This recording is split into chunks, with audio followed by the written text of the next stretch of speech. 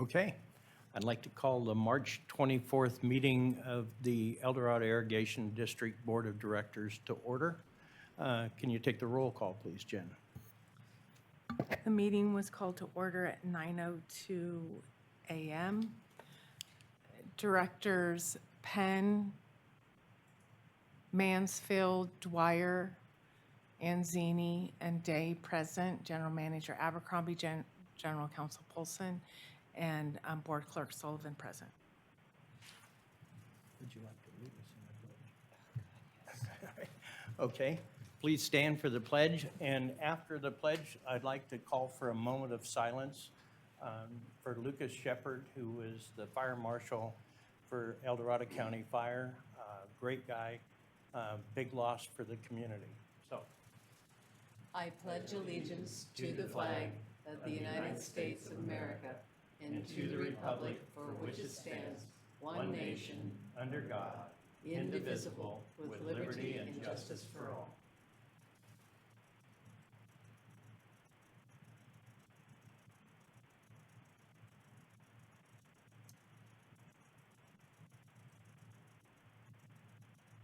Thank you very much.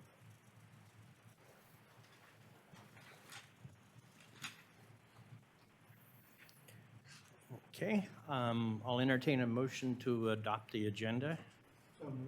Thank you, Director Day. Second. Thank you, Director Mansfield. Any board comments? Any public comment on the adoption of the agenda?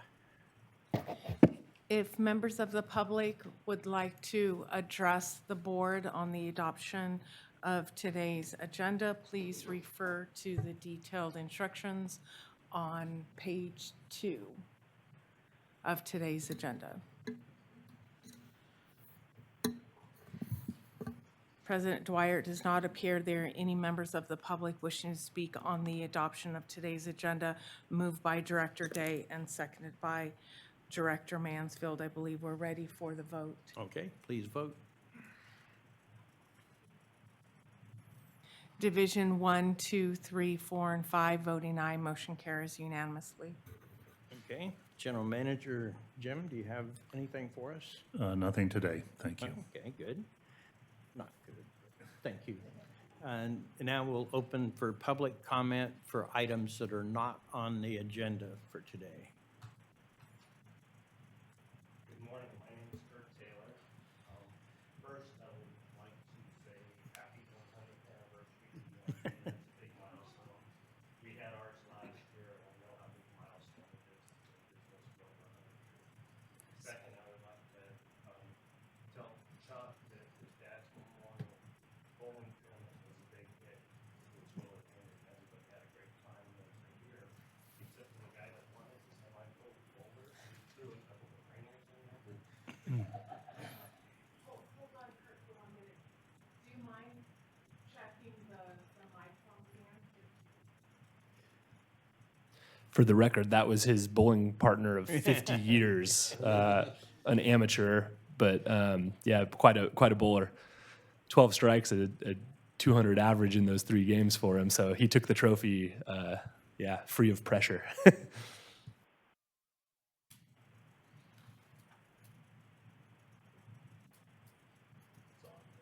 You know, we're going to break the rules today, Kirk. Since you were a previous employee of EID, we're going to have you come to this podium and address the board, if you don't mind.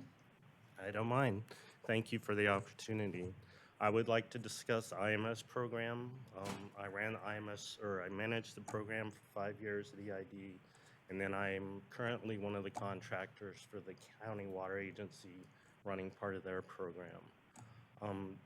I'm also a PhD in bioorganic chemistry, so I have a hard science background. I understand improving to systems, rolling out those improvements and how they're used. The current format of the IMS program is actually, for me, a step back as to what we had prior to using the flyovers and the remote sensing. I have one crop that during the height of the irrigation season, it's my highest money value crop. It requires irrigating every 7 to 10 days. So getting information on a 2-week basis is basically, doesn't do me any good. And also the information that's provided is less user-friendly than the previous format. So I would just like to suggest that EID look at what they're currently doing and potentially either modifying what they're doing so there's more information available, or thinking about other ways in which to generate the information that's more user-friendly for the growers. Thank you very much for the opportunity. Thank you. Yeah, I think it would be worthwhile for us to, if we, Jim, we could take a look at that and have the staff come back with a report. I know it's been in place for a long time, and maybe it is time for some updates. Certainly, weekly reports would be a lot better than every 2 weeks. That's, during the peak of summer, I agree, that's not enough. We can bring something back. Thank you.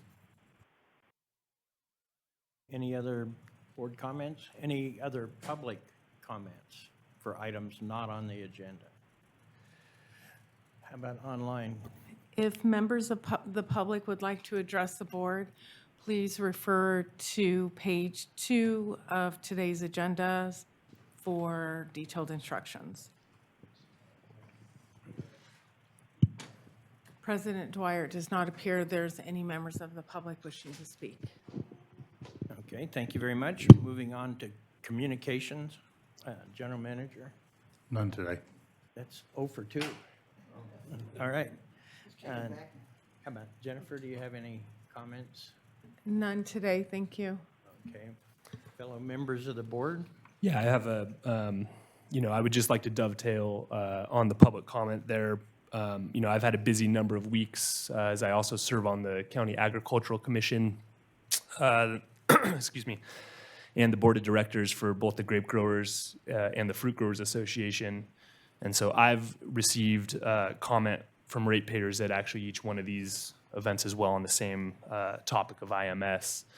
So, setting aside any opinion until perhaps we agendize the event, the item, some of the facts I've found is that, staff has pivoted away from the probe readings for a number of reasons to this flyover data. Due to some unforeseen events, the rollout was accelerated. Director Mansfield, I apologize, but you have to keep your comments brief, because when you make comments like that and it's not agendized, there may be members of the public that would like to hear what you have to say.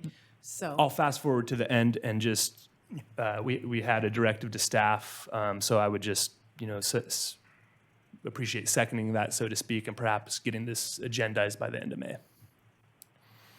Thank you very much. Yes, Director Anzini. Yeah, just a reminder that myself, and I don't know if any other board member is going to be attending legislative conference this Wednesday in Sacramento. So we'll be getting information from our legislators there. Thank you. Paul? Nope. Okay, I have a quick one. From this most recent edition of the Waterfront, as you all know, it is our 100th year anniversary. I'd like to read one short sentence that concludes the general manager message, and I think it drives home the point of the essence of what EID is about.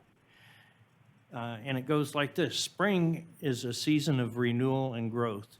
At EID, we see it as a time to reaffirm our commitment to the people and landscapes that have defined our history and will continue to shape our future.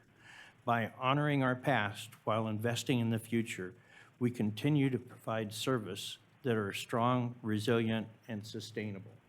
So thank you. I think those are good words for us to remember as we do the business of the district. Okay. Thank you, President Dwyer, but those comments were somewhat what I said.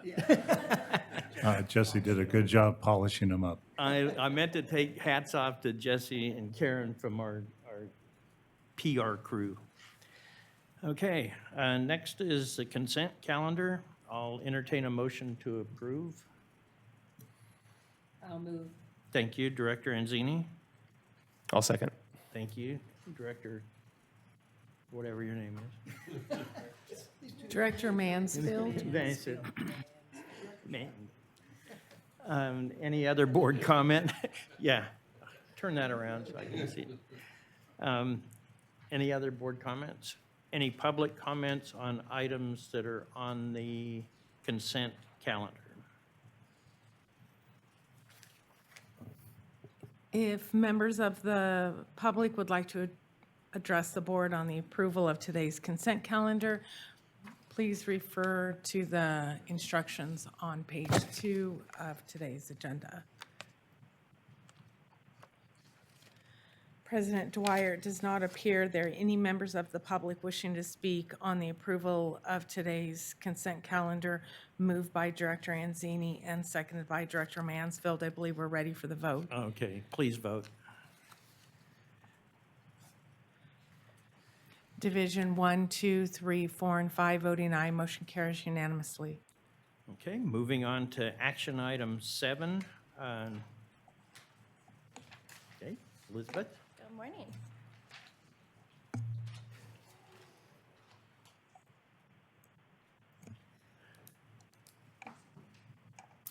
Good morning, President Dwyer, members of the board. Elizabeth Leeper, Senior Deputy General Counsel for the district. I will be introducing this item this morning, and then I'm going to turn it over to our district lobbyist, Bob Reeb, to provide even more detail. So for your consideration today are recommended district positions on proposed state legislation that may be of interest to us. In terms of related board items, so recently the board did award a contract to Reeb Government Relations, and that involves government relations and state lobbying services, which includes monitoring what the legislature is up to. The board has taken a proactive position on state legislation for over 2 decades now, because this is where a lot of the action is occurring in terms of what affects our operations and business. So in cooperation with district staff, our lobbyist Bob Reeb of Reeb Government Relations has analyzed the numerous state legislative bills that are being proposed, and at this time, we have identified, it says 39 bills. We actually had a late-breaking one that we're going to supplement verbally, so I'll say that it's 40 bills of interest, and Bob will tell you more about the late addition. As you can imagine, these bills cover a very wide range of topics, and it really reflects the complexity of our business. In particular, there's usually kind of certain themes that pop up for a legislative cycle. Perhaps not surprisingly, there's a lot of focus on fire response and fire safety that's currently in the legislature. Of course, public employment and labor relations is always an important topic.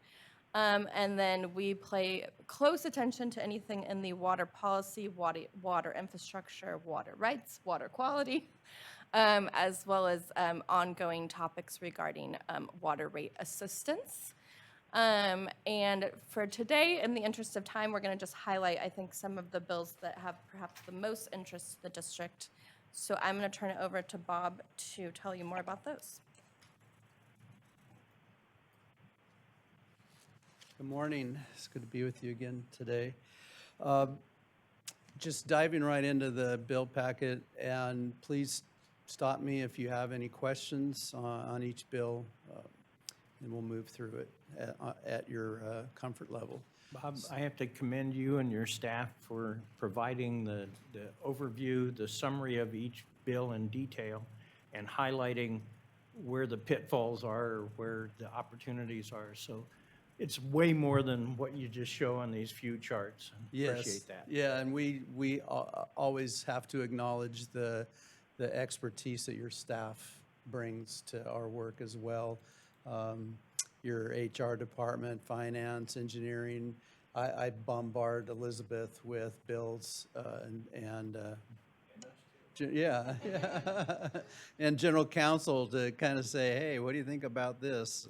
Just to get their input, because while I've been working in this policy arena for over 40 years, there's always things that, that you really have to dive into, and so your staff is just amazing in helping us. So this first bill is AB 269 by Assemblymember Bennett. It seeks to amend the Dam Safety and Climate Resilience Local Assistance Program. For new board members, this is a program that we've been working with about 10 to 15 other Aqua, Association of California Water Agencies members throughout the state. State of California has jurisdiction over 1,200 dams, and they have categorized them high hazard, hazard, and what have you. The total cost to local agencies throughout California to bring a lot of these structures that are very old, some failing, some need modification, given the impacts of climate change, both to water supply and to fisheries. So this bill, we were successful in getting that program through the Newsom administration initiated, and we've also been working very diligently to make sure there's funding for it. This bill comes after we've been able to secure $480 million in Proposition 4 and funding from the general fund for the program. This bill proposes to take some of that money and use it for dam removal projects. There's a lot of federal and state money for those purposes, and so we're going to recommend an opposed position because the program is far oversubscribed from those who need dam safety. Of course, the project for EID is the Silver Lake Dam Replacement Project. It's about a $50 million project in total. We'd like to get 25 million plus or minus from the state to assist in that project. Did you have a question? Well, in essence, the concern is that using the money for dam removal would dilute our ability for Silver Lake and our other dam activities. Yes. Yeah, the first round of funding came out last fall, $47 million, and the total applications were over 300 million. So it's just, there's a lot of interest in the program. The timing for the Silver Lake Dam Replacement Project actually works out pretty well. When we were looking at supporting the creation of this program, we thought we might be too late for the first round or two of funding, but it's kind of working out to be, the timing is perfect. The next bill is AB 372. This is a bill, that's okay, by, again, Assemblymember Bennett. He would create a program, the Office of Emergency Services provide state matching funds for water system infrastructure improvements kind of focused around natural disasters and including wildfire. There's no funding for the bill at this point in time. I'm sure the member will have to work that out before the bill gets to the Appropriations Committee. But what we're seeking here is to kind of match this, what would be a new state program with existing federal law, the American Water Infrastructure Act, so that we're clear that all the district's facilities, including the flume system and Project 184, would be included in the definition of water system delivery and distribution capacity improvements. So we like the bill. We're going to recommend a support, but we're going to seek an amendment to make sure that all the district's needs are addressed in the legislation. Fire safety and response is obviously still a significant interest for the legislature and the governor. So we have 4 bills here, plus the other bill that Elizabeth mentioned. First one would require updates of the fire hazard severity zones by the state fire marshal. We're recommending a watch position on that bill. Similarly with AB 300 by Assemblymember Lackey. This next one, AB 438, is by Assemblymember Hadwick, who's El Dorado County / Irrigation District legislator, new to legislature. She is looking to amend the code section with respect to emergency vehicles. And this is more focused on the fire folks. But we think it makes sense for the water district vehicles that deal with emergency response to also be included. So we're recommending a supportive amended for this one, and we're trying to amend the same section Assemblymember Hadwick is, section 165 of the Vehicle Code, to include vehicles that would respond to a natural disaster to ensure that water services continued. So that could be headed into, repair a lift station or to, add an emergency generator, things like that. And typically, there hasn't been an issue with allowing water district vehicles into evacuation areas under emergencies, but in some parts of the state there has been. And there's, so we're looking to see if we can get the water system vehicles to be included as authorized emergency vehicles during those disasters.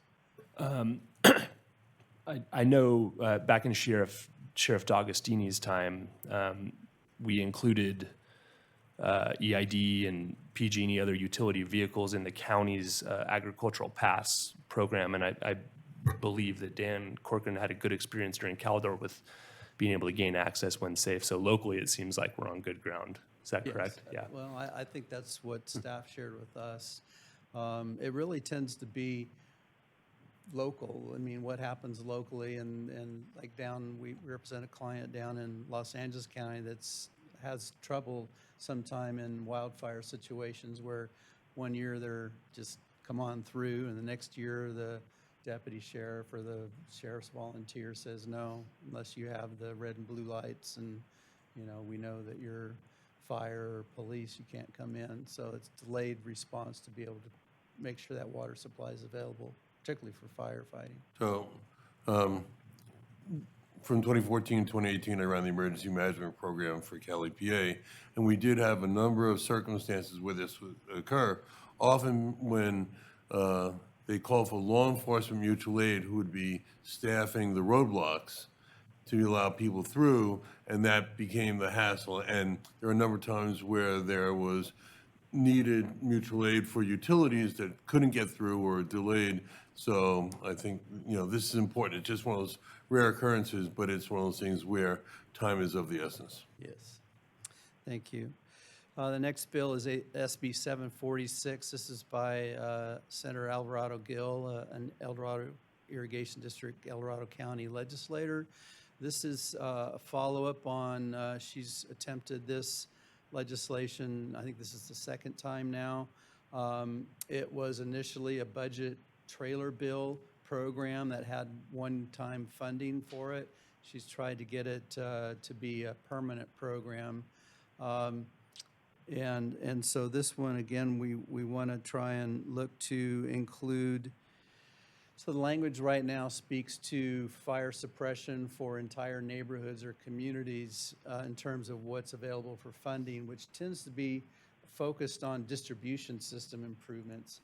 We want to expand this to include the conveyance, again, trying to get the flume system to be, and other, interregional infrastructure to be included. So it's, again, that's a supportive amended position on this bill. Now we're moving into a couple of bills on water policy. This first one, AB 362, will look very familiar to the board. This is a reintroduction of Assemblymember Ramos's bill that we dealt with last session. The board had an opposed unless amended position on that bill. AB 362 is virtually identical to that one. The issue here isn't opposition to the inclusion of tribal beneficial uses in water quality control plans. The district and really all Aqua members support that and believe that existing law provides for that. In fact, the Colorado River, I just got a notice from the Colorado River Regional Water Quality Control Board where they're in the process of adopting tribal beneficial uses, TBUs, into their regional plan. The concern with this bill is that it seeks to require the Bay Delta Water Quality Control Plan to have the specific definitions that this bill would write into existing law. And that potentially leads to a delay in the Bay Delta Water Quality Control Plan. It also raises the specter of being in opposite to the Healthy Rivers and Landscapes alternative that the district and others, Regional Water Authority, are supporting as an alternative that would be included in the unimpaired flows. So the opposed unless amended is to make sure that tribal beneficial uses are included as beneficial uses, but not to dictate the manner in which those are included into regional or these broader water quality control plans. And I know that in the past, the local Shingle Springs tribe of the Miwoks had supported that, and I would just like to know what their, what their perspective is. Yeah, so the Shingle Springs Band and Miwok Indians sponsored the bill last session, but is not the sponsor of the bill this session. It appears to be the author who's pursuing it this time. I've been working very close. So last session, the district, we worked on a full set of amendment language. Often when someone opposes unless amended, they just send a letter saying, well, we don't like your bill. We had a full set of amendments that addressed, the concerns for the district. We had shared those with the Shingle Springs Band, the author, of course. And then we had a phone call with the general manager, general counsel, myself, with the tribal representatives. I think it was a good call. There were no commitments from the tribe or the author's representative to take amendments.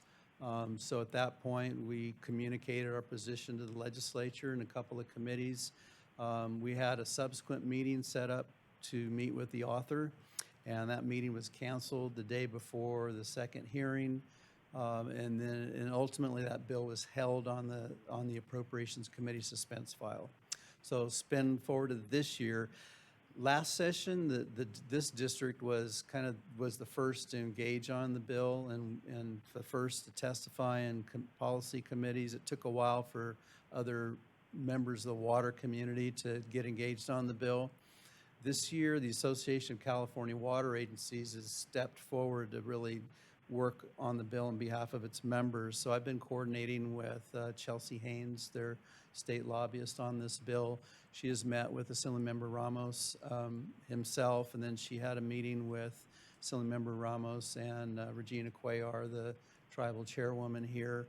I have a call with Chelsea at noon today to kind of find out where we are with this. The bill's set for hearing. I think it's the first part of April. So I would say the advisor, the principal policy driver for this legislation is a former senior staff member at the State Water Resources Control Board who resigned from the board in a really public display of displeasure with the board's, in his term, lack of progress in a lot of environmental justice areas. So we're trying to figure out who's kind of in the driver's seat with respect to agreeing or negotiating amendments. So it's a fluid process. Just like to add one thing. We have, in our call, they indicated they felt that they weren't involved in the process.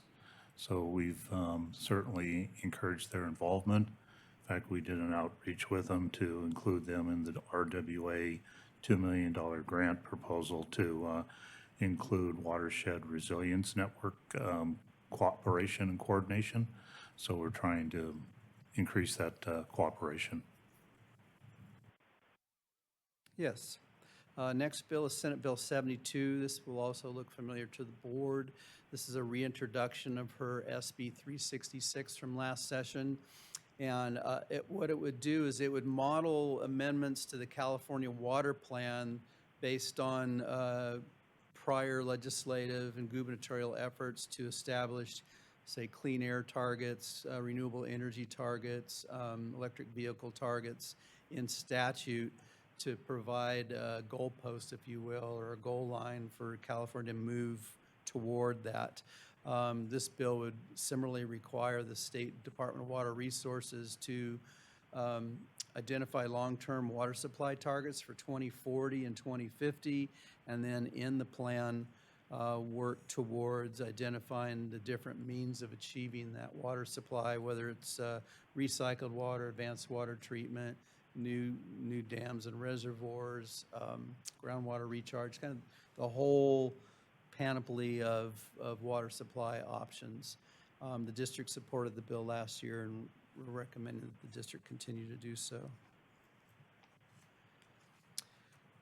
Water rate assistance, low-income water rate assistance programs has been a topic of interest to the legislature going back to Governor Brown's term. And for those who've been on the board for a while, you remember Senator Dodd had SB 401 that required the State Water Resources Control Board to look into how the state could establish a low-income water rate assistance program. Senator Dodd had a bill that would have implemented that, but it had kind of two concerns from the water community. One, it didn't have any funding, and the Dodd bill was probably would have created a $600 million to $1 billion new program for the state.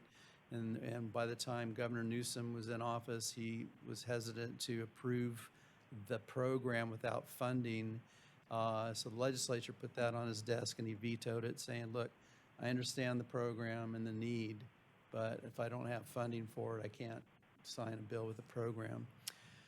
So last year, Senator Dorado, looking at the second bill, amended SB 1255 to establish a water rate assistance program. It also didn't include a funding source. And it would have established a fairly complex program for water systems to implement. It also included enforcement by the Attorney General if the water system didn't comply with the requirements of the law. So that one failed. It was held on suspense. Again, it would have created anywhere from $140 million to $600 million program. And that's not including the administrative costs. One thing that we've always insisted on is that the program be continuously appropriated by the legislature. The funding's there from year to year to year, and that it be very understandable as to what the water system's requirements were, that the water system's administrative costs would be paid for by the state, so customers wouldn't have to bear that burden. So we have two bills now this year. AB 532 by Assemblymember Ransom. She's a freshman Democrat from Tracy, Stockton area. This bill is sponsored by the California Municipal Utilities Association, and it would specifically authorize special districts and municipalities to operate their own water rate assistance program. There's really a lack of statutory clarity in this regard. Some districts do it, and they've done it without challenge. Others, most of the other Aqua members have non-rate revenue or employee contributions that they then put together and send to a county program or United Way for people to request access. So AB 532 is a permissive program. It gives authority to set it up if a local agency wishes to do so. We're going to recommend a favor. Should this district or others want to do so, it would provide some, who may be litigation adverse, it provides them the authority to do that. So SB 350 is, again, a reintroduction of SB 1255. I've been participating in Aqua's Water Low Income Rate Assistance Work Group. We've met weekly now for the last 4 to 6 weeks. And we're going through this bill. Overarching concern is, again, there's no funding for the bill.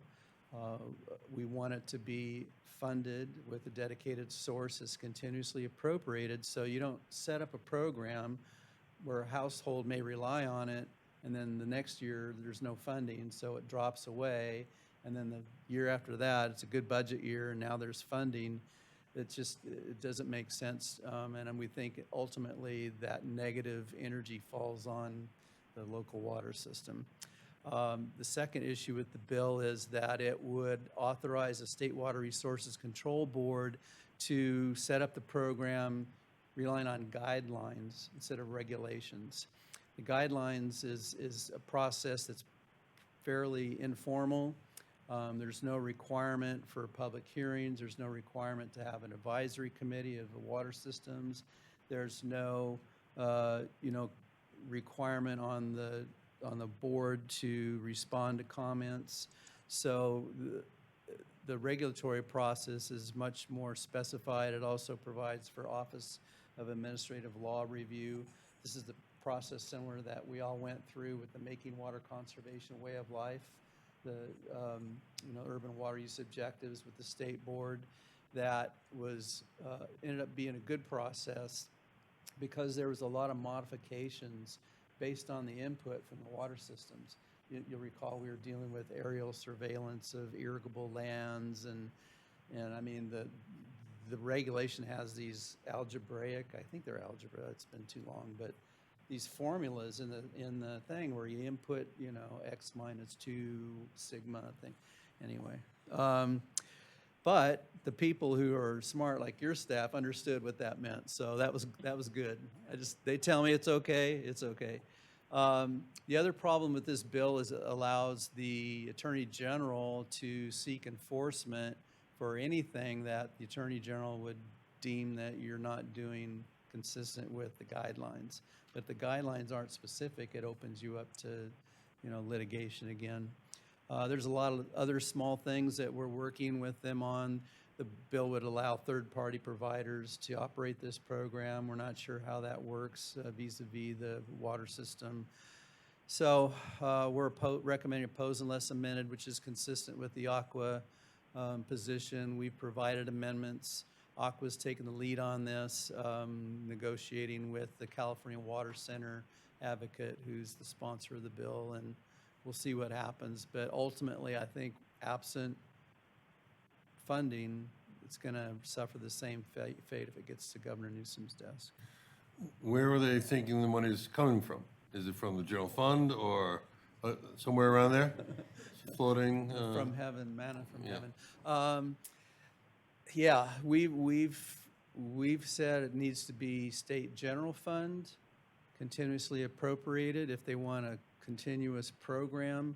Of course, the fear of the water community is a water tax, which we fought against for years and years and years because it would essentially it would put a tax on each customer of El Dorado Irrigation District that is not eligible for this program. So this program eligibility is 200% of federal poverty level. So for a family of 4, the income would be about $60,000 per year. In some districts or public water systems, that's 80 to 90% of the residents. In others, there's 0. So if you're collecting from your customers, you're potentially running afoul of Proposition 218 because you're collecting more from them than the cost of providing their water service, and it's not proportional to the service that they receive. So that's what we're fearful of. That's why we're trying to drive them towards the general fund for this. Even there's been a suggestion that the Greenhouse Gas Reduction Fund, which is kind of this slush fund piggy bank for the legislature to pay for things out of. We think this program would have an extremely tenuous relationship to the Greenhouse Gas Reduction Fund. So that's kind of where we are. Right now, we're focusing more on the mechanics of the bill to make sure it works and is efficient, and the funding is going to kind of have to be on the bill's author and supporters to figure out. Did you have a question? No? Okay. A lot of pensive looks this morning. Current budget status. So the legislature's working through the budget. Their budget subcommittees are working on it. The budget process has become even more of a kind of a black box over the last 15 or 20 years. And it's really a function of two things. One, because the state's revenues are so volatile from one year to the next, the governor projects what the total revenues will be for the legislature to prepare a budget for the following fiscal year, and he releases that budget in January. So January 10th of this year, he released the budget based on numbers that were developed last fall. And then everyone they go through the budget, but they really have to wait until they see what April 15th brings in terms of revenues, because California is very reliant on the top 5% of income earners in California. Or personal income tax represents over 50% of state revenues. And it's like 1% of the taxpayers can make or break the state budget, mostly because of capital gains. So when the stock market's just going up, the state realizes more money. So that was early. When you look at the projections from revenue, the fiscal outlook that was in November, they were saying this looks pretty good. December, January, and then the new administration came in and started talking about tariffs and cuts and, shifting the things around, and the stock market went down. So it's really interesting to try and track. But the other thing that, of course, that has happened is that we have a supermajority in both houses of the legislature, so they don't really have to talk to Republican members. So a lot of those hearings that we had in the past, where you had budget hearings and you had conference committees and there was back and forth and it was very open and transparent, we don't see that anymore. The budget's pretty much written, behind closed doors. We haven't had a budget conference committee in, I'd say 10 years. So we're seeing what we're going to see after April and with the May revision, and that 4 to 6 weeks after May revision, which is the middle of May, tells us that's when all the activity really happens on the budget. For us, there's two things that are budget related. Proposition 4, the $10 billion bond that the voters approved last November, will provide most, if not all, of the water infrastructure funding from the state going forward for the next 5 fiscal years, I would say. The Dam Safety and Climate Resilience Program is a key element of that, $480 million, as I mentioned before. There's also in the budget, the governor and the legislature appropriated $100 million for the Dam Safety and Climate Resiliency Program before Prop 4. The governor and the legislature took back half of that last fiscal year. Governor is proposing to take back the other half this fiscal year.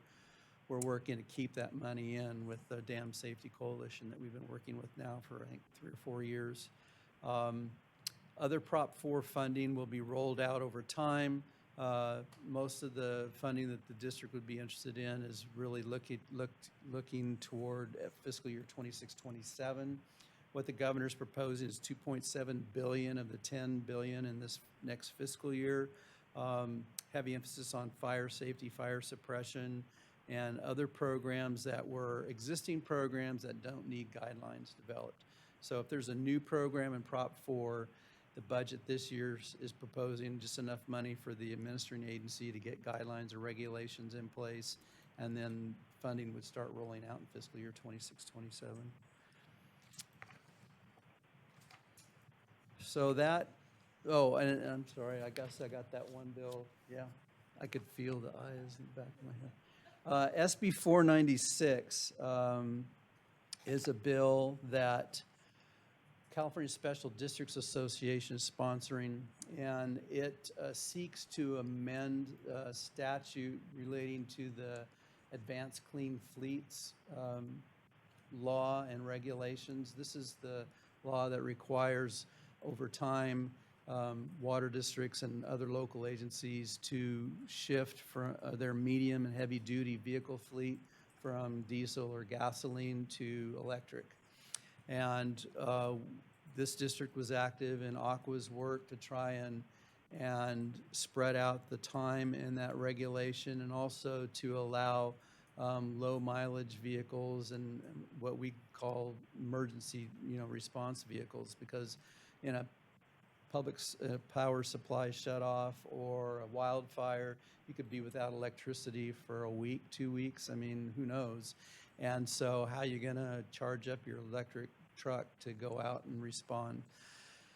So this bill would create an advisory committee for the California Air Resources Control Board to consult when it deals with the implementation of the regulation. It would also provide for an appeals process review by this advisory committee. But it doesn't really get to the nut of the problem for a public water district in that your vehicles aren't emergency vehicles under California law.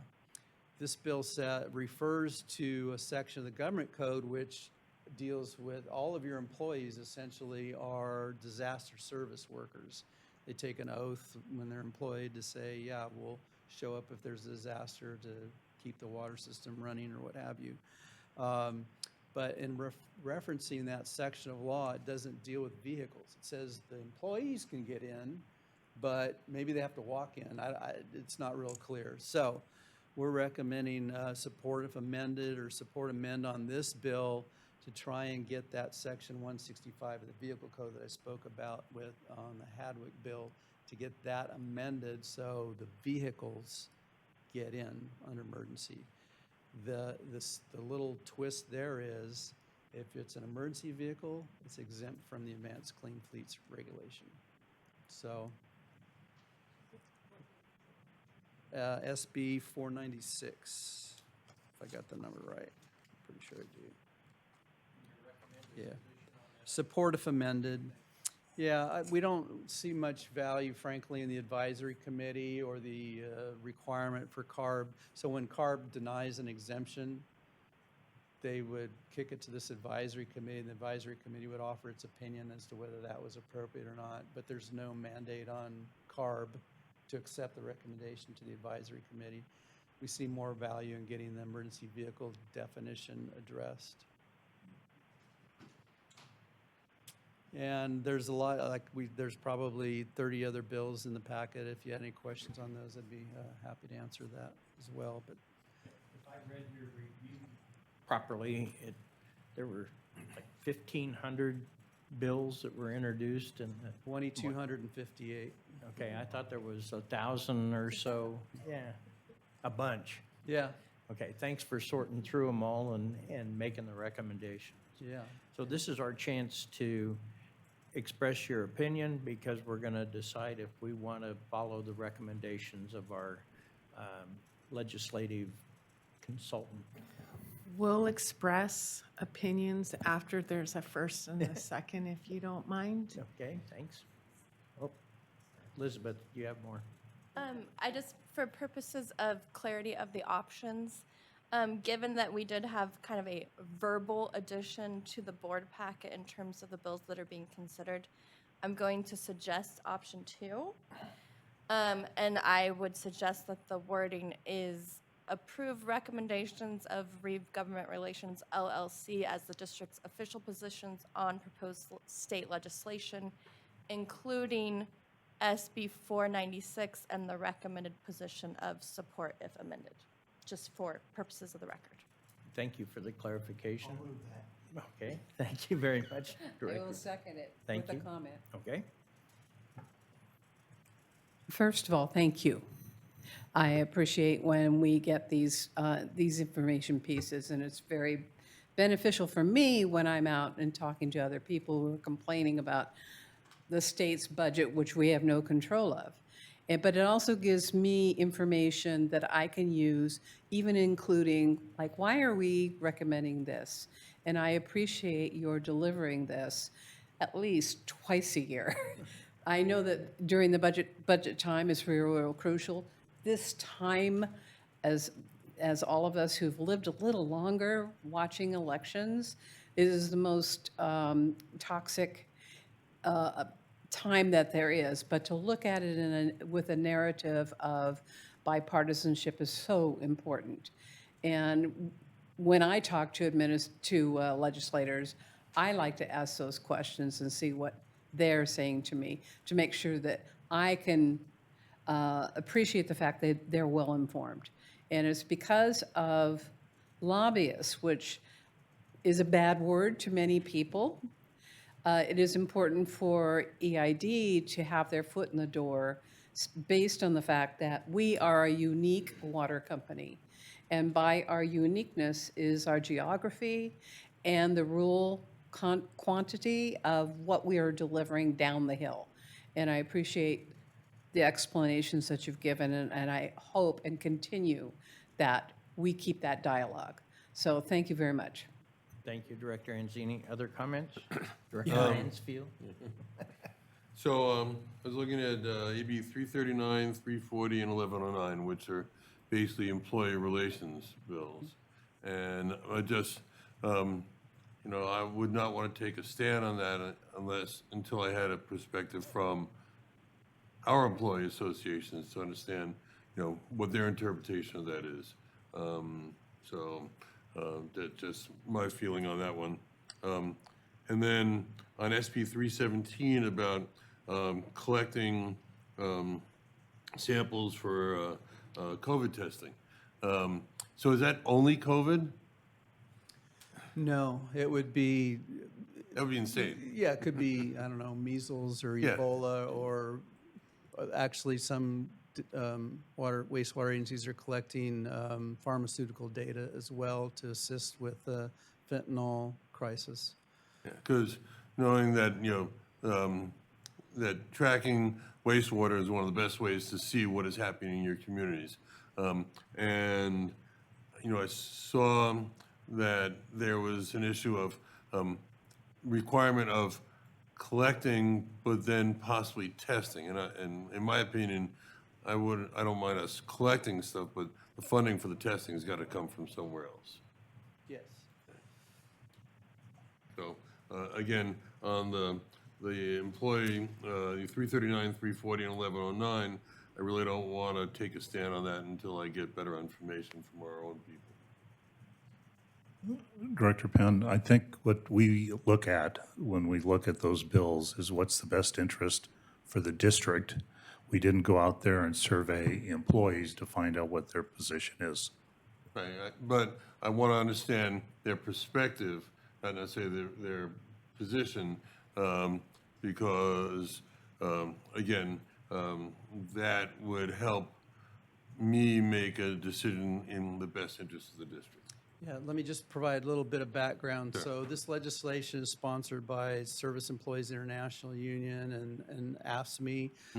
It is more directed, the genesis is more towards the large counties and cities that have significant representation by those unions. And it's more dealing with contracting out for services that those employees provide day in and day out.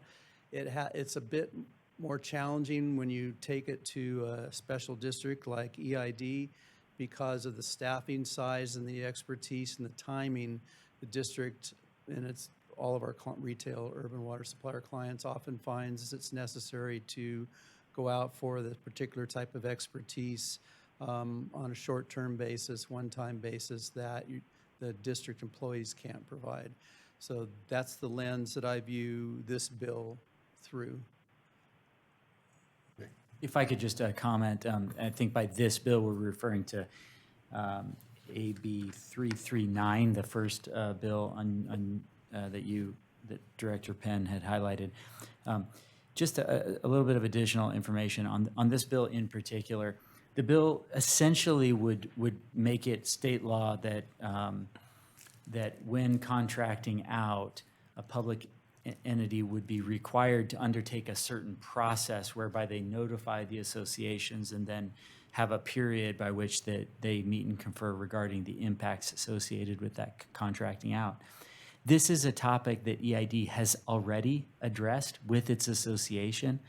Several years ago, maybe 3 at this point, we signed a letter of agreement, which this board approved and which we negotiated with our associations, that essentially did exactly what this bill, not exactly, because we included some some stuff that's more specific to us, but essentially it meets the intent of what this bill is trying to do. And so one of the proposed amendments that we're going to seek under the proposal that Bob has presented to the board today is that for agencies that have already done this, we should be exempt from these requirements if they're going to be enacted. And if we were able to get that amendment, then we would go neutral on the bill because it will meet our concerns regarding the bill. So I just wanted to point out that this bill would be duplicative of what we've already negotiated with our own association and potentially add process that would complicate our existing relation with them.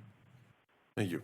Can I make a comment to that? And then, I don't mean to be intruding on your ability to talk, but because of that contracting out phrase is why I didn't have as much of a concern. I understand Director Pan has that belief, and in my years of negotiating when I was a union president, was contracting out was one of the biggest things. It was, especially with ASME and with SEIU. So we have to keep some flexibility, but I believe, and certainly it'll be up to management in the future to make sure that those are continued. So thanks, thank you. Before I'm sorry, poor Director Mansfield. With your statement, Director Penn, were you making an alternative motion? I just wanted to make a side comment on some of those vehicle access items you highlighted. Just in my experience with Giagostini developing some of those past programs, and then the state liked them and proposed them, one of the typical things that seemed to happen at the state level is Cal OES or some of the labor interests would get involved and try to micromanage things at the state level, certain powers that had always resided with the local sheriff. And so I just want to be conscious of any of those efforts and just make sure that access in emergency situations, I think we should support empowering our local sheriff as much as possible and maintain that relationship so that Cal OES or outside departments, don't over-enforce. Yeah.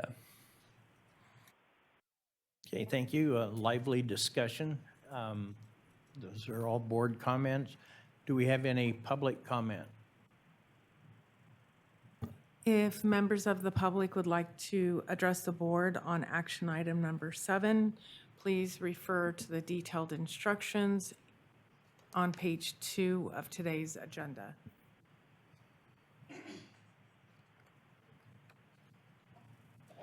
President Dwyer, it does not appear any members of the public are wishing to speak on action item number 7. Option 2, take other action as directed by the board, which is approve recommendations of REEB Government Relations LLC as the district's official positions on proposed state legislation, including SB 496, and the recommended position on that bill is support if amended. Moved by Director Day and seconded by Director Anzini. I believe we're ready for the vote. Okay, thank you. Please vote. Division 1, 2, 3, 4, and 5, voting aye. Motion carries unanimously. Okay, thank you. We'll move on to action item number 8. Slide Park Intertie.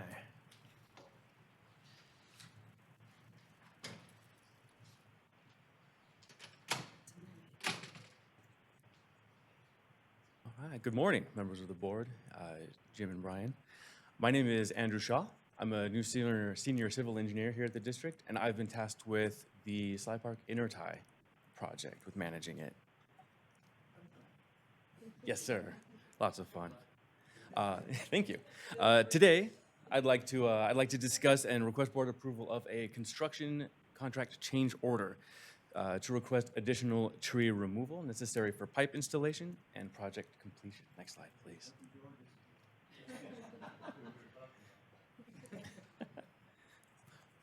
All right, this project is a massive undertaking, so you can imagine it's been before this board many times. First in December, where the board adopted a resolution with a $10 million grant. And shortly thereafter, in a mere 2 months, a design contract was awarded to Waterworks engineers. Next slide, please. In 2023, 3 separate design amendments were approved. Next slide, please. And 1 more in 2024. As well in 2024, some tax exempt obligations were intended to be issued, and that motion was adopted by the board. Recently, last year in June, the board awarded the construction contract and supporting contracts to begin construction. And in October, the board adopted the 2025 to 2029 CIP, which included this project. Since that project was awarded, construction began and is scheduled to go through 2025. Mozingo, the contractor, has completed and started several activities, including excavation of the pump station at Reservoir A. They've purchased major electrical and mechanical equipment, as well as cleared and potholed the existing pipeline alignment. Once they've completed the initial clearing the initial alignment, they discovered some additional trees that were not included in the original bid documents that need to be removed, hence the change order. So, to show you some progress that the contractors made, this is the pump station at Reservoir A. You can see they progressed quite nicely, owing to some, except for some recent weather, some mostly good weather at the site. Next slide, please. So to walk through, so as I mentioned, in December, a $10 million grant was awarded to the district. The stipulations of this grant were that design and environmental work had to be completed in 2 years' time and construction by October of this year. This was later extended to February of next year.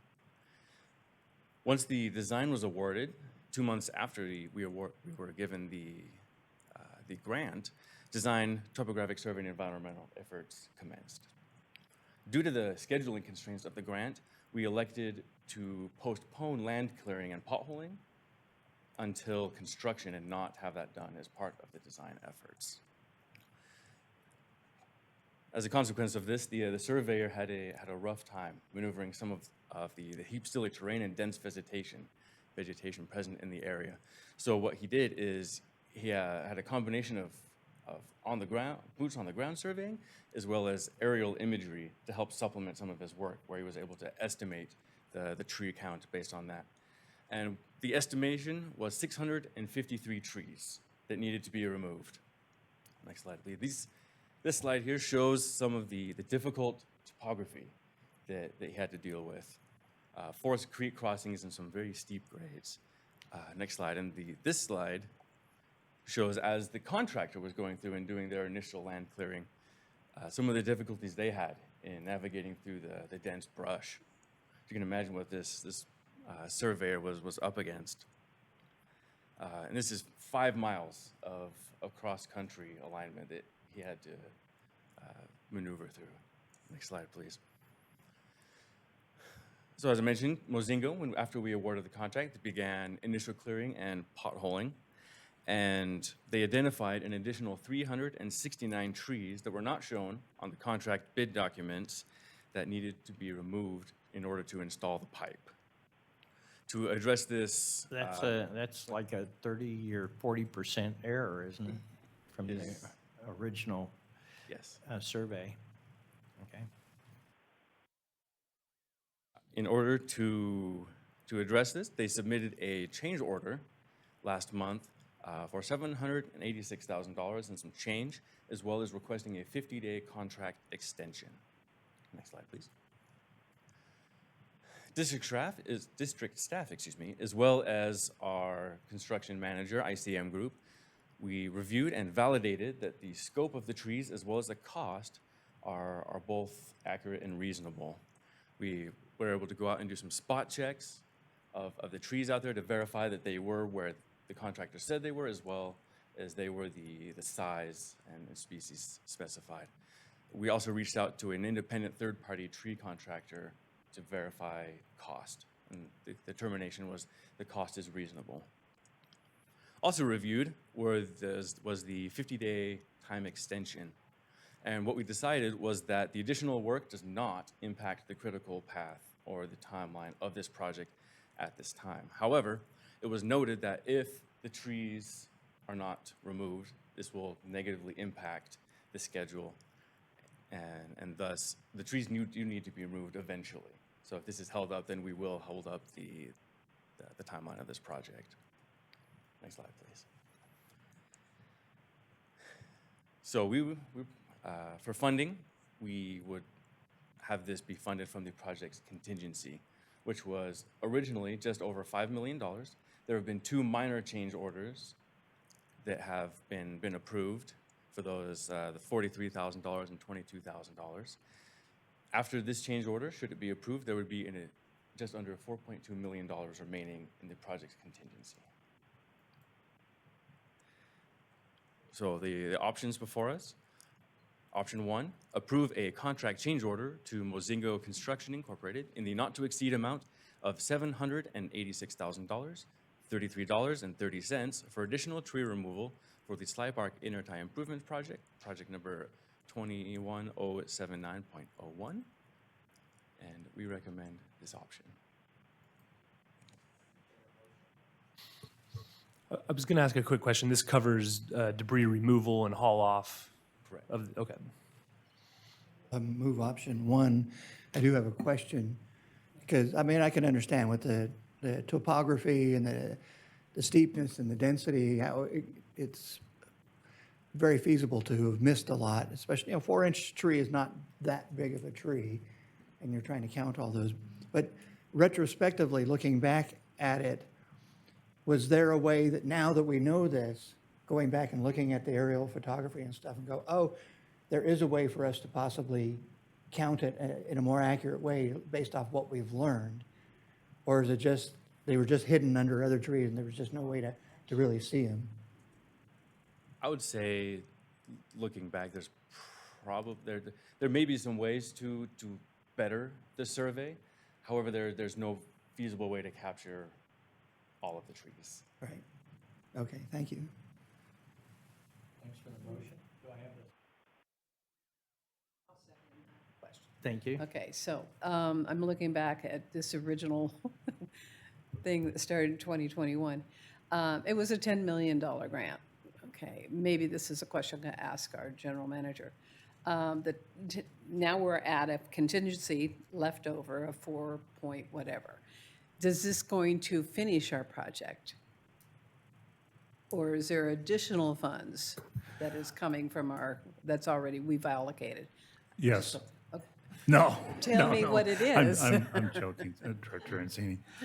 To our best of our ability, we'll be on budget, meaning that we'll probably use all the contingency. When you have a $50 million budget, we have $5 million in contingency. Typically, historically, looking at our engineers, we come in within 1 or 2% of the overall total budget, including contingency.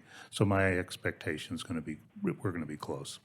Right, and so the Sly Park intertie, thank you, George, for all the explanation for many years, is really important for this water district to have a backup plan when we have some issues regarding our landscape. But when you look at the topography, I mean, we could go for a recreation grant and put a huge walking bridge across the top of those mountains, and then, like Richmond Bay Bridge did for water, put a pipe underneath.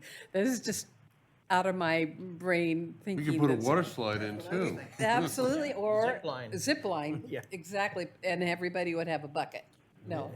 Anyway, thank you for the answers, and thank you for the explanation. I think we need to think back a ways too. This was constructed back in the 70s, after the 77 drought. It was critically important back then to get us through long-term droughts. Unfortunately, because of the rush, it was uncoated steel pipe that deteriorated over time. So long-term perspective, given the high quality we're putting in today, it's going to serve this district for 100 years. And we have to think long-term. And just to be clear, the $10 million is mainly design and engineering. Yes. The actual project itself is 40, It's, oh, this says construction. yeah. That's 10 But the million. total project is how much? Total as in what was awarded to Mozingo or? The construction, yeah. 50 mil. The whole The project. total funding request is $55 million. I thought, okay, just wanted to make sure that was clear. The other thing from my perspective is, if you run the numbers, that's about $2,100 per tree that we're adding. A normal landowner cost of tree removal on normal terrain is about $1,000 or so. So it's the location, the terrain, and the dense vegetation that's in there is driving the cost of the contractor up. Is that correct? That's part of it. I'll also note that part of the increased cost is that the contractor has to adhere to the fire plan that's out there, as right. well as coordination with homeowners. Right. Thank you. And I would add in, if you have like Karsten tree come out to your property, it's about $1,000 a tree to knock them down. Right. We have to remove the stumps for the pipeline to go in as well. So it's much more complex than just having a tree contractor come in and fall a dead tree. Thanks. So what's the clearance going to be on either side? I mean, are you basically cutting a swath, 10 feet on either side of the pipeline, or what's it going to look like at the end? At the end, that you're right, sir. It'll be approximately 10 feet on each side.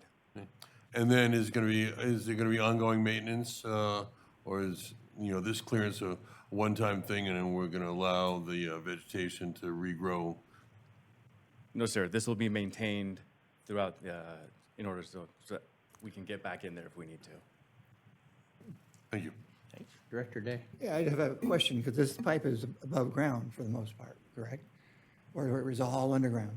Most of it is underground, Oh, sir. wow, okay. I just pictured it from just trying to follow the terrain and stuff. Okay, thank you. Okay. And now, just remember, in the old days, we'd put in a transmission pipe, or the Bureau would put in transmission pipe from Pollock down the hill, and we didn't budget funds to maintain the right-of-way. Since then, Dan Corcoran in Operations proposed a right-of-way clearing crew, and we're trying to reestablish those rights-of-way and vegetation management on that. So subject to future board's approval of continuing the right-of-way clearing operation, we'll have that right-of-way maintained. Yep, thank you. I think that's key to, because this also provides a bit of a fire break and firefighting access, kind of, given the terrain. So. I wouldn't want to go down there. Yeah. Any other board comments? Is there any public comment? If members of the public would like to address the board on action item number 8, please refer to the detailed instructions in today's agenda on page 2. President Dwyer does not appear there. Any members of the public wishing to speak on action item number 8, option 1, moved by Director Day and seconded by Director Anzini. I believe that we're ready for the vote. Thank you. Please vote. Division 1, 2, 3, 4, and 5, voting aye. Motion carries unanimously. Thanks. Okay, moving on to action item number 9. Yeah, Patrick? Always rains, show and tell. Yeah. It's kind of my thing.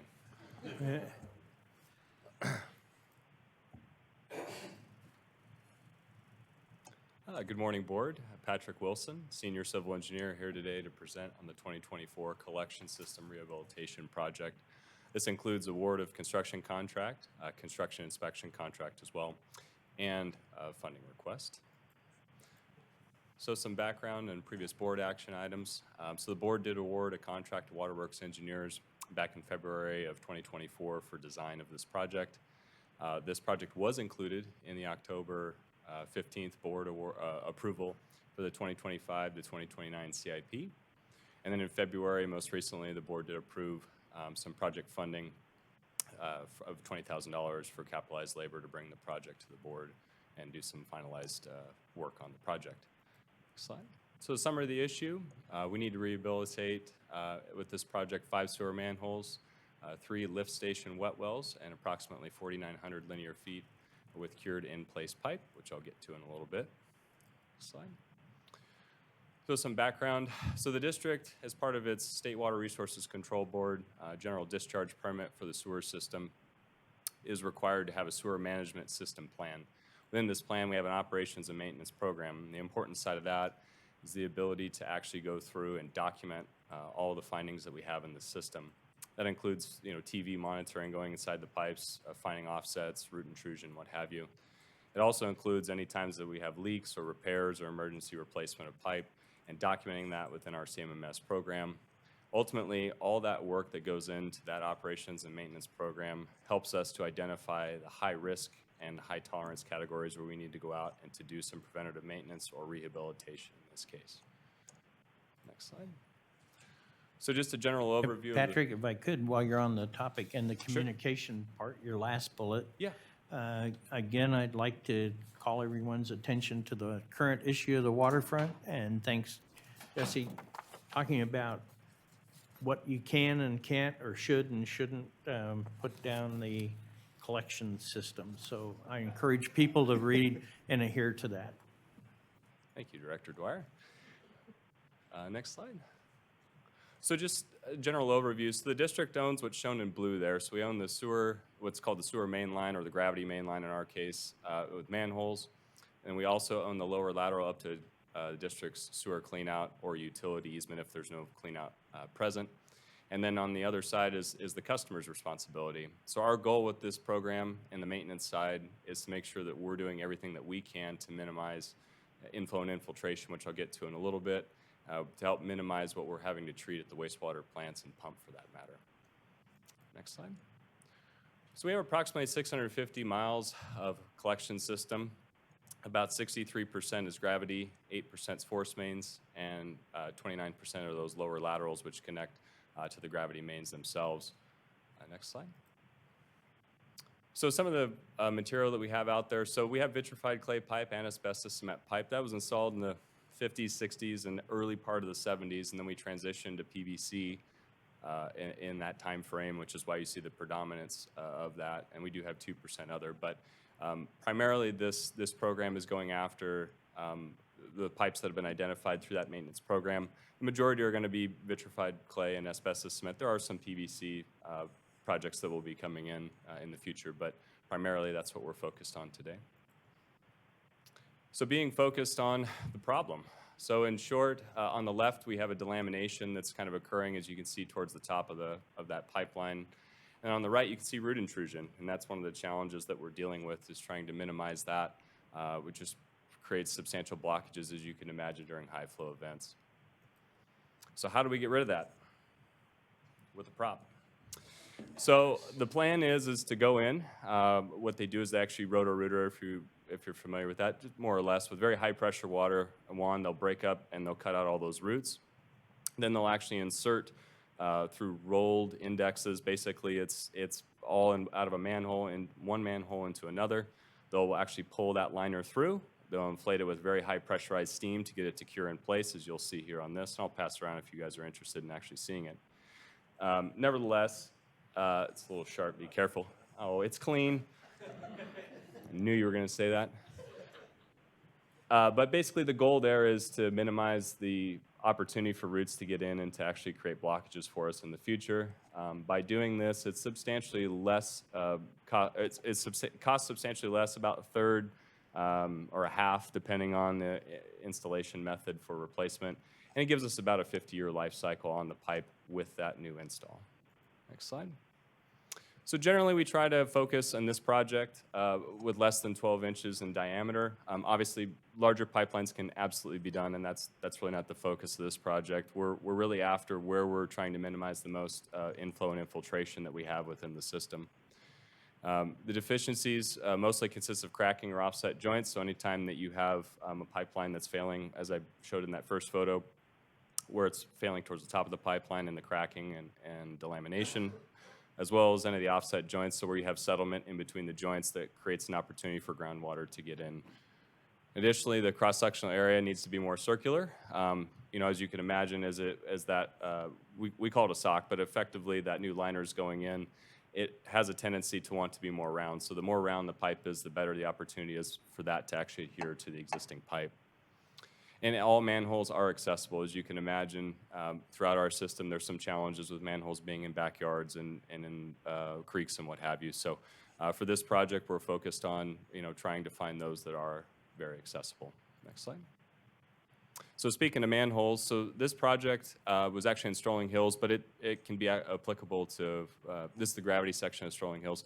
It can be applicable to really any manhole that we do. So the first thing that the contractor will go in and do is shown on the left. They'll go through and that's post pressure washing. So they'll go through with very high pressure water. They'll clean off all the loose aggregate. In this case, it actually exposed rebar in the manhole, which is a bit troubling, as you could imagine. On the middle photo, that's actually the application of the liner itself, and so it's actually sprayed on with a mechanical joint and mixed above ground. And they actually put in what's called a false floor. So on the right, it actually keeps what they're spraying out of the flow stream and that pass-through manhole there that you see. They'll go in after the fact, and they'll actually send a gentleman in, and he'll actually coat on the inside on the bottom of that false floor. So they'll actually remove the false floor, and they'll do their final coating. This is substantially less as well, as you can imagine, as opposed to replacing an entire manhole and resetting grade and so on and so forth. This is about a third of the price of replacing a manhole, plus or minus. As you can imagine, you'd have to completely remove the existing manhole, and you'd have to install a new flow path as well. So this is a really cost-effective method to rehabilitating these manholes. Next slide. And then wet wells. So as you can see in both these photos, it's Thunderhead on the left and Marina Village on the right. And those manholes are steel, so this is an opportunity for us to get in, dewater these wet wells, and actually we'll do the same thing we do more or less with tanks. So we'll basically sandblast, get it all cleaned up, and then we'll recoat it. Obviously, in every circumstance, we're gonna have to do bypass piping. That's no shortage of challenges, obviously, with lift stations. The three that are on this project are relatively low in terms of a customer account EDU that we'll have to manage. However, with this project, we'll have to do bypass piping for a multitude of these locations. Next slide. So I'd mentioned we were looking to rehabilitate 5 sewer manholes, 3 sewer lift station wet wells, and approximately 4,900 linear feet of cured in-place pipe. So some of the project considerations that I just mentioned is bypassing. So there's some limits, obviously, with manholes, upstream, downstream, being able to do these projects. And so that's one of the challenges that we work through during design. And then we also look at the community impact. Obviously, with that bypass piping and the customer outreach that we do, we want to make sure that everybody's aware of the project and why we're doing it and how we're going to be able to accomplish it. So we've done a great job so far of doing initial outreach to the customers that are in the affected areas. We're continuing that outreach as we go forward with this contract award, and then ultimately with the start of construction as well. Next slide. So I'd previously mentioned it does add approximately 50 years of useful life. It does help to minimize inflow and infiltration. So that's the crux of the issue that the district is really dealing with, is trying to manage that inflow and infiltration, which is effectively groundwater, stormwater that's getting into our wastewater system that then we have to not only capture, which we don't want to do, we want to keep it out, but once we capture it, we actually have to pump it, potentially through lift stations, and we have to treat it at wastewater treatment plants. So as you can imagine, during the peaking factors in the winter and the high level of runoff, it makes it very challenging for us to manage that. So this project will help to minimize that as much as possible within the scope of these pipelines and these manholes. It would also, as I just mentioned, it'll help to reduce energy costs associated with pumping and treatment. Root intrusion reduction, so it'll help to minimize blockages going forward. And the prevention of structural failures, so manholes, wet wells, as they continue to degrade, including pipelines for that matter, they have the potential for a complete failure, so this helps to minimize that. As mentioned, as the cost perspective, this does have minimal ground disturbances compared to open cut. So as you can imagine, an open cut scenario in everyone's backyard, this project does take place in Cameron Park. You have homes abutted with fences and what have you. If you're actually going in for open cut, you have to deal with all the fences, you have to deal with the easement right away, everybody's personal property gets involved. This is the most effective way for us to get this project done. And then, as mentioned multiple times, what fraction of the construction cost compared to traditional replacement? And effectively, we also don't have to abandon that existing pipeline, which does have an additional cost to it as well. Next slide. So the project was bid in January. There's a pre-bid meeting in February 11th, 2025, and bids were due on February 24th. Express Sewer and Drain was the low at a little over 1.5 million, and the engineer's estimate is about 1.9. Express Sewer has done 2 prior projects with the district in this exact manner. This will be our third with working with Express. We've had good success with them as a contractor, worked well with customers, and very understanding of the project. This is something that we will continue to do going forward. This is one of many years in the future that we'll continue to do this project. We'll identify with, obviously, operations staff where the next high priorities are based on that operations plan. Next slide. So request for proposals for construction inspection. It was advertised in February, and proposals were also due on February 24th. Infrared Construction Management Group was ultimately selected, ICM. They have relevant work experience and an appropriate level of staffing to take on this project. Of note, yes, I do recognize that JLR is approximately $40 different. That's primarily because with this project, the district identifies an approximate amount of hours that we anticipate for inspection. In this case, call it 800 hours. There is some specialty inspection that's included within this. That inspection, both ICM and JLR had to actually reach out to get some help from another third-party vendor. That is the markup difference between the 2 consultants. In short, that's the $40. Next Patrick, I was struck by the bids, the compactness of how close these are all together, and on the prior bids, very close. And I think it's good. I'm happy to see that, because in recent years, we've been seeing bids all over the place, contractors throwing big numbers just to see if something sticks. So is it your sense that things are settling down, or is it just the uniqueness of this project? I think it's more of the fact of the way that we did it. So by itemizing out the amount of hours, it kind of takes away from the consultant being able to put in what they believe is going to be necessary to complete the inspection for the project. Lack of better terminology, yes. And so what we're doing is by itemizing out an exact hour amount, well, now we're just getting an hourly rate against those hours. So both JLR and ICM are $160 an hour for inspection. So it's just the markup from there and really who fits the project the best to complete it. Yeah. Are those hours fixed, or are we going to see change orders on? No, I hope not to see change orders from that. I can't predict what's going to happen and what we're going to find out in the field when we go to do these installs. However, those hours are the best estimate that we could take at this time based on the last 2 projects. We did have some minor change orders to get through the other ones, so there was a little bit of hour increase based on the amount of pipeline that we're putting in. So I did make an adjustment on this, but I'm not going to guarantee that there won't be a change order. Thank you. Yeah. So for construction engineering services, Waterworks Engineers, Inc. is the engineer on record, and they will provide submittal review and response for requests for information. And they will also be in charge of creating preparation of record drawings, which will be uploaded into our GIS system at the completion of the project. Those are the as-built, not the design drawings, is that correct? Correct. In the environmental review, the project is exempt from California Environmental Quality Act as a Class 1 maintenance and repair of existing facilities. Next slide. So as I mentioned, we've initiated our customer outreach with a mailer. We also have a subsequent one for access to manholes and lift stations and what have you, properties that we need access to where we're not within the working easements. We're working through those currently. We will continue to provide, again, another update once this project is awarded, if it's awarded.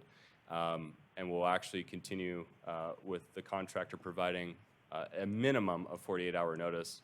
The contractor in historical past has done a good job of communicating in advance with the property owners and providing us an adequate schedule that we can provide for those that have requested. We've had a handful of customers reach out and ask for a project schedule and timing. And also the El Dorado County encroachment permit provisions for work within the right-of-way is complete. So we did acquire an encroachment permit with a very challenging, albeit, for the temporary bypasses, but traffic control. So we worked with the county and got that all approved. The contractor is aware and has done that in the past with the county. So, yeah. How would that temporary bypass work? Because that's got to be not an easy thing. It's not an easy thing, yeah. So it's fusion welded HDPE pipe, so high density polyethylene pipe that they'll actually lay from manhole to manhole around the project, and they'll insert pumps in there, and they'll have backup plans, obviously, because we can't take on any risk for spills. So the contractor is required to have a backup plan and then a backup to that backup plan, which there's basically 3 there. And so effectively, they'll put in their initial pumping system and they'll test it for 24 hours, make sure everything's working properly. Then we'll make our cut and start going. So it's a very intricate process, and some of that does have to go past people's driveways. So we still have to maintain access, in and out of driveways, which means they have to provide the bracing exactly to go up and over. So there's some challenges with it for sure, but it's nothing that's insurmountable that we haven't been able to accomplish in the past. Does it restrict flow temporarily? No. So it's supposed to be able to handle the flow based on, so we're doing this project in the summer, obviously to minimize flows, but it's supposed to be able to handle 75% of peak weather flow. So it's a pretty substantial system that the contractors had in place. And a lot of it's going to be based on the EDUs that are upstream of each of those manholes. Right. But we'll work with that contractor in each location to be able to provide that information, which is the benefit of having Waterworks involved, who does our hydraulic model for us and has all that information. We'll be able to provide that readily to them. Great, thank you. Yep. So the project funding, so we're asking for express sewer and drain for construction contract, a little over 1.5 million. ICM construction inspection services, a little over 158,000. Construction engineering services is 75,000. Capitalized labor and project management, which would be performed by district staff for 125,000. With a 10% contingency totaling $2,097,590. The plan 2025 funding is $2.28 million. Next slide. So option 1 is award contracts in the not to exceed amounts of $1,548,500 to Express Sewer and Drain for construction, and $158,400 to Infera Construction Management Group, Inc. for construction inspection services, and authorized project funding of $75,000 for construction engineering services, $125,000 for capitalized labor, and $196,990 for contingency, for a total funding request of $2,097,590 for the 2024 Collections Rehabilitation Project, project number 2408.02. Recommend option 1. Move on. Thank you, Director Penn. Second. Thank you, Director Anzini. Any board comments on this project? Or- Just one. Sure. I'm sorry. When it comes to, you said this is going to happen in Cameron Park, around, on which side? Cambridge or Cameron Park Drive? My place or I your don't, place? my place or yours? We're kind of working our way up and down Country Club. So we're on Rustic, we're kind of all over, yeah. Yeah, it's this primarily. side. That's the Primarily area is. it needs the But most we're also work. Cameron Park Lake, we're kind of working, we're everywhere. So we're working effectively from Forney Road in Placerville down to El Dorado Hills Boulevard. So Okay. we have projects in between. Sure. Yeah. I was just interested that I would like to have a field visit when when the time comes, just to put a hard hat on once for my life and, well, many times. But anyway, to see how it works. Thanks. Absolutely. Any other board questions or comments? Patrick, so by putting in basically that sock, you're reducing the internal diameters. Is that going to impact our ability to handle? No, it won't. In fact, it's going to help because it's going to lower the coefficient of friction.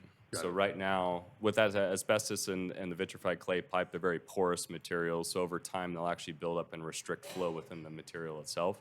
So what we're doing is by cleaning that out, getting the roots and everything all cleaned up, by installing that liner, we're going to lower that coefficient of friction. It'll be effectively negligible. It's on a the- wash. It's a wash. It's a wash. And then, I mean, this is, the thing that I see here is that aging infrastructure. And I think this is probably one of the best approaches to, the least intrusive, the least cost to maintain the system. So as we move on, this is just something that I encourage to really expand as much as our budgets can allow. So thank you. Okay. Is there any public comment on this item, action item? If members of the public would like to address the board on action item number 9, please refer to the instructions in today's agenda. President Dwyer, there doesn't appear any members of the public wishing to speak on action item number 9. Option 1 moved by Director Penn and seconded by Director Anzini. I believe we're ready for the vote. Thank you. Please vote. Division 1, 2, 3, 4, and 5, voting aye. Motion carries unanimously. Thank you. Okay, we will now adjourn to closed session. Council, do you have a time estimate for us? Thank you, President Dwyer. The board will be meeting in closed session under the provisions of the Brown Act that are referenced on today's agenda under closed session item A, and I anticipate the board's consideration of this item will require at least 15 minutes. Okay, good answer. Okay, So this meeting, the Zoom meeting will be shut down and we will not reopen prior to 10 to 11, but it could be after. okay, we'll reconvene from closed session. Anything to report, council? President Dwyer, the board met in closed session to discuss the item that's agendized as closed session item A. It provided direction to council but took no reportable action, and that concludes my report. Thank you very much. Looking toward our future meetings, do we have assignments? We have one direction to staff, which Director Anzini, when we get the action item number 9 going, she wanted to do a quick field visit, and directors. Yes, Anzini and Day. Yeah, I'd like to take a look, see too. Penn. Can we schedule different times? Yes, yep. The other direction, was there something else? No? There was the, Yeah, no, Day, Penn, and Anzini, got it. Then we had the directors, Day and Mansfield, would like us to bring the IMS subject to the board before May, or no later than May. Correct? Thank you. Any other board comments? Okay, we'll adjourn to our April meeting. Thank you. At 11:44 a.m. No.